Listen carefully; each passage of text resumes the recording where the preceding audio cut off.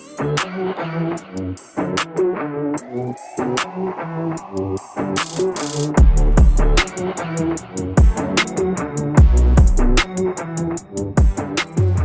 friends, I hope you're having a fantastic September. Hasn't it been fun learning about friendship and what God has to say about being a good friend? Today's bottom line is, friends encourage one another. Oh, I wonder what today's story is going to be about. Let's take a look.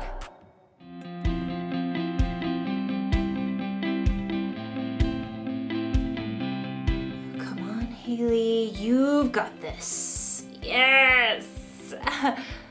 You ever notice with games like this, there's never really a winner. There just seems to be one big loser. That's how I feel with most games. It doesn't seem to matter how much I practice, I can't ever seem to win. It's true with everything. Badminton,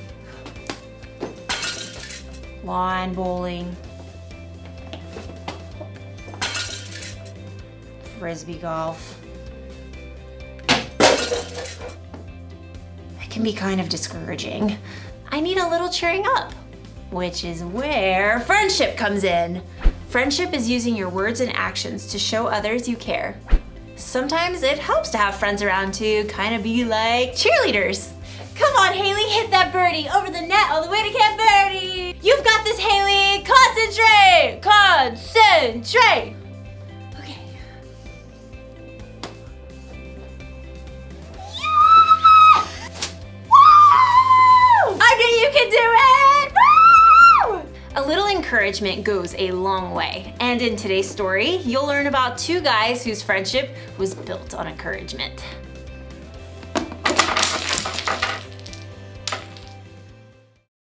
The Bible. It's 66 books of history, stories, letters, and poetry that fit together to form God's one big story.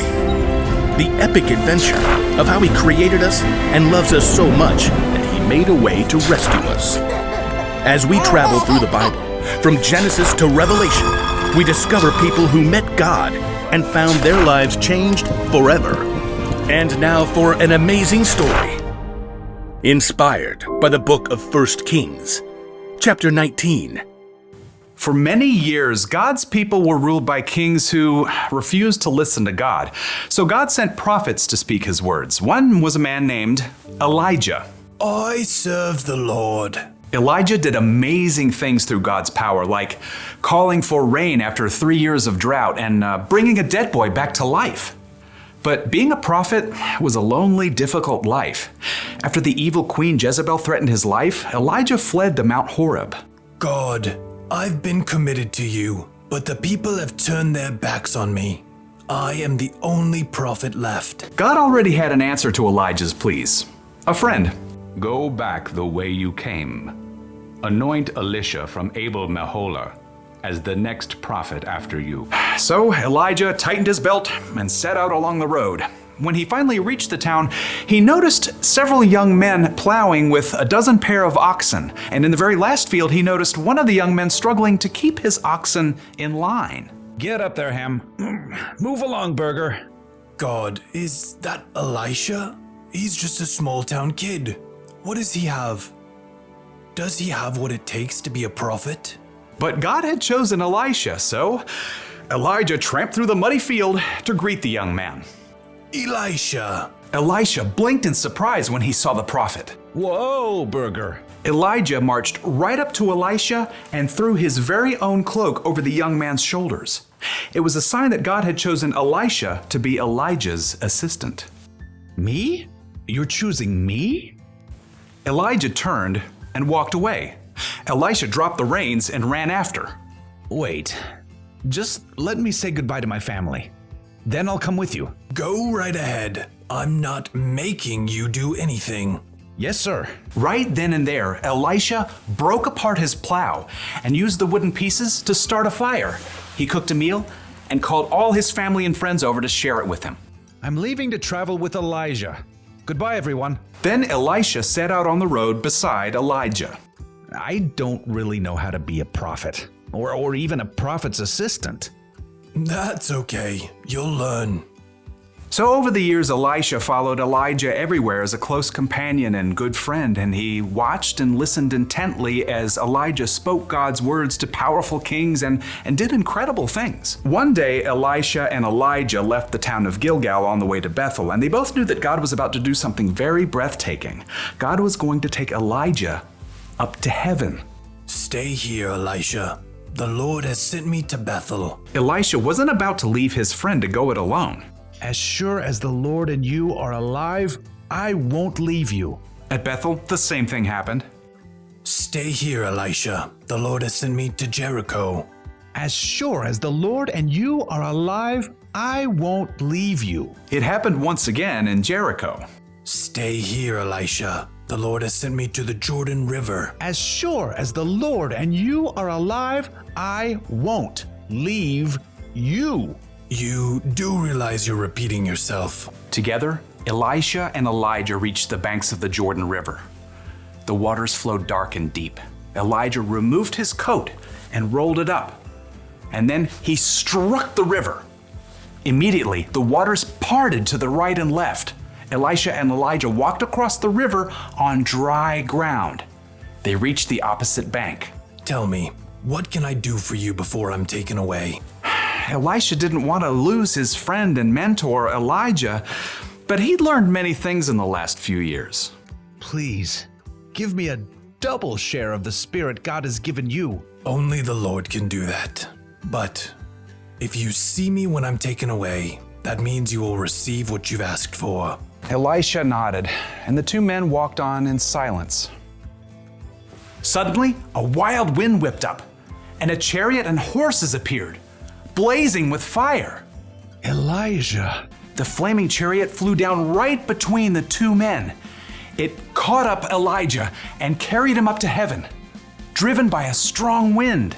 Elijah, you are like a father to me. Elisha stared into the sky until the last breath of wind and the final hint of flame were gone. Then in great sorrow, he tore his own clothes. My best friend is gone. Glancing down at the ground, he saw Elijah's coat. Carefully, he picked it up. I wonder. Elisha hurried back to the bank of the Jordan River. Again, the water flowed hard and fast. On the opposite bank, a group of prophets from Jericho watched. Look, there's Elisha. But where's Elijah? Across the river, Elisha twisted up Elijah's coat. He called out in a loud voice, Where is the power of the Lord? Where is the power of the God of Elijah? Then Elisha struck the water just as Elijah had done. And just like what happened before, the waters parted to the right and left. The prophets from Jericho stared in amazement as Elisha crossed the river on dry land. The Spirit God gave to Elijah has been given to Elisha. It was true. Elisha had been faithful to follow and learn from Elijah for many years, and now God's Spirit was with Elisha just as it had been with his friend.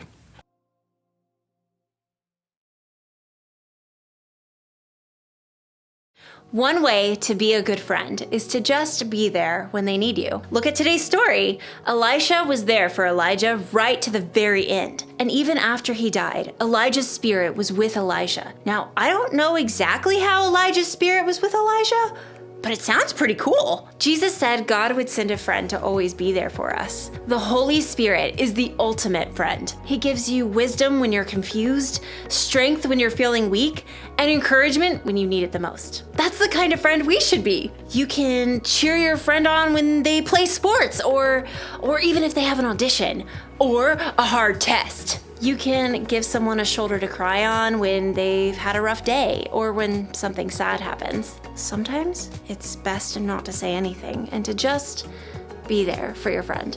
Just think of how you'd like someone to encourage you if you felt that way. So here's the one thing to remember today. Friends encourage one another. Encouragement may not make problems go away or make people any better at games, but it can remind them that they're loved and that they're not alone. And sometimes that's enough. So, you are gonna be so good at this! Woo! Bye!